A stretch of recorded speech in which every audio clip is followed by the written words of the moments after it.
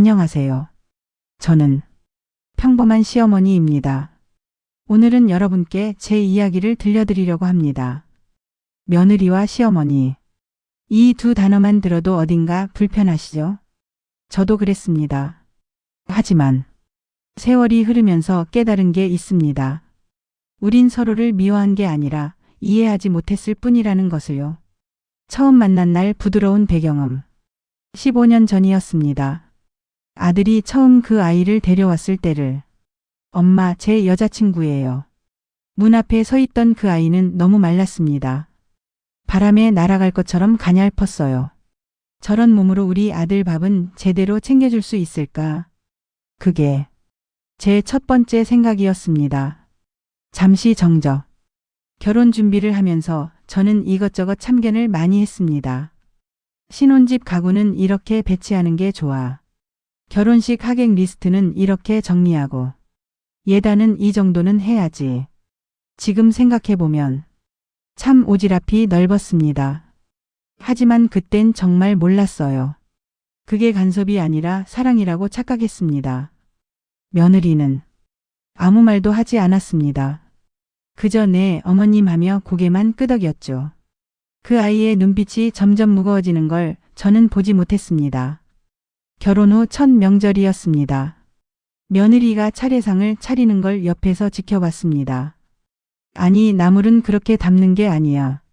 생선 머리는 이쪽으로 향해야지. 우리 집은 원래 이렇게 하는 거야. 며느리는 식은땀을 흘리며 다시 차렸습니다. 그 모습을 보면서도 저는 가르쳐주는 거라고 생각했습니다. 나중에 이 아이에게 도움이 될 거야. 하지만 그게 아니었습니다. 조금 무겁고 긴장감 있는 톤. 손주가 태어났을 때였습니다.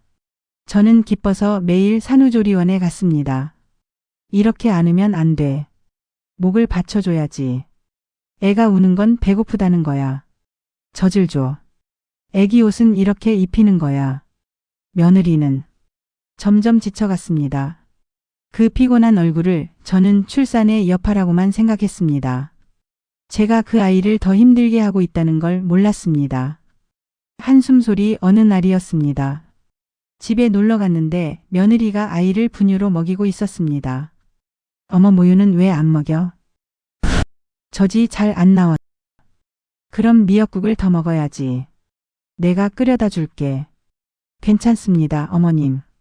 아니야, 산모는 미역국을 먹어야 해.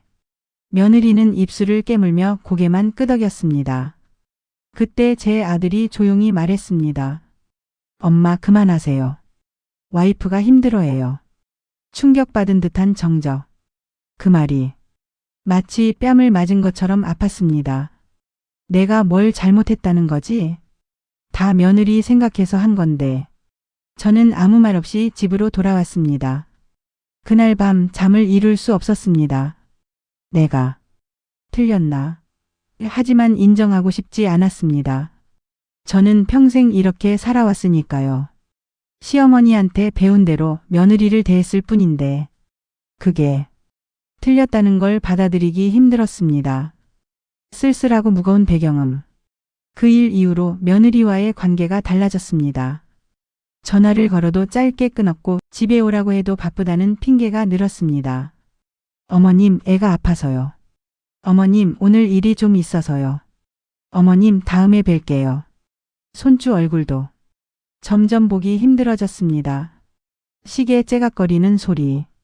친구들과 차를 마시다가 한 친구가 물었습니다. 순자야, 며느리랑은 잘 지내? 잘 지내지 뭐. 하지만 제 목소리는 확신이 없었습니다. 요즘 며느리들은 달라. 우리 때랑은 다르다니까. 친구의 말에 저는 고개만 끄덕였습니다. 그래, 며느리가 변한 거야. 내 잘못이 아니야. 그렇게 스스로를 위로했습니다. 하지만 마음 한편이 불편했습니다. 정말 내 잘못이 아닐까? 추석이었습니다. 아들 내외가 점심만 먹고 바로 일어섰습니다. 벌써가? 저녁은 먹고 가지. 처가댁에도 가봐야 해서요. 며느리는 제 눈을 마주치지 않았습니다. 그저 현관문만 바라보고 있었죠. 그래. 조심해서 가고. 문이 닫히는 소리를 들으며 저는 알았습니다. 우리 사이에 큰 벽이 생겼다는 것을. 그날 저녁 저는 혼자 남은 음식을 치우며 울었습니다. 내가 뭘 잘못한 걸까? 따뜻하지만 슬픈 피아노 선율. 그로부터 몇 달이 지났을 때였습니다.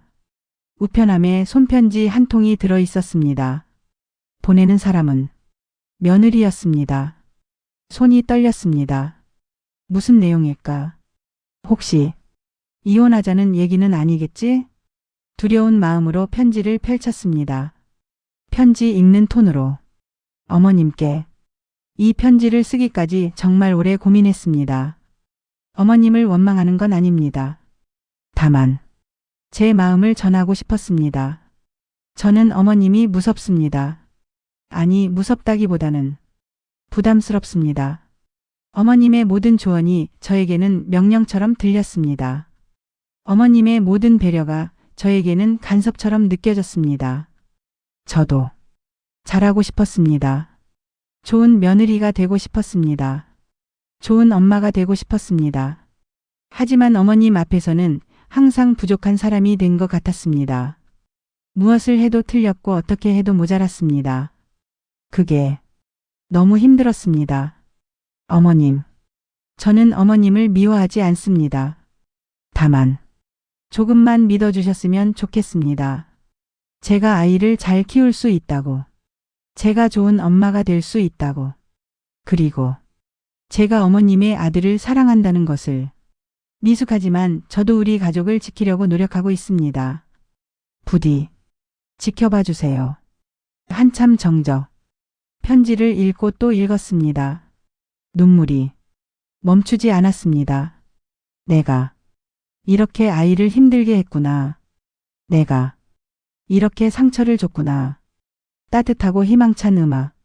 다음 날 저는 며느리에게 전화를 걸었습니다. 손이 떨렸지만 용기를 냈습니다. 여보세요? 며느리의 조심스러운 목소리가 들렸습니다. 나야. 며느리. 네, 어머님. 한참을 말이 나오지 않았습니다. 숨 고르는 소리. 저기. 미안하다. 네? 내가 너무 몰랐구나. 미안해. 전화 너머로 며느리가 우는 소리가 들렸습니다. 그리고 저도 울었습니다. 그날 이후 모든 게 달라졌습니다. 전화할 때 밥 먹었니? 대신 오늘 힘든 일 없었어? 라고 물었습니다. 조언하고 싶을 때 입을 다물었습니다. 대신 내가 잘 알아서 할 거야 라고 믿었습니다. 그러자 며느리도 조금씩 마음을 열었습니다. 어머님, 오늘 애가 처음으로 엄마라고 했어요. 어머님, 이번 주말에 놀러 가도 될까요? 그 작은 변화들이 저에게는 큰 선물이었습니다. 여러분, 시어머니와 며느리, 우린 원수가 아닙니다. 같은 사람을 사랑하는 같은 편입니다. 다만 사랑하는 방법이 달랐을 뿐입니다. 제가 깨달은 건 이겁니다. 진짜 사랑은 내 방식을 강요하는 게 아니라 상대의 방식을 존중하는 거라는 것. 진짜 배려는 많이 해주는 게 아니라 필요할 때만 해주는 거라는 것. 혹시 며느리와 관계가 불편하신 어머님들께, 혹시 시어머니가 힘드신 며느리들께 이 말을 전하고 싶습니다. 먼저 손 내밀어 보세요.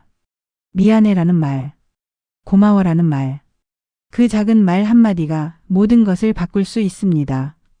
너무 늦기 전에. 여러분 공감이 되셨나요? 구독, 좋아요는 제게 큰 힘이 됩니다.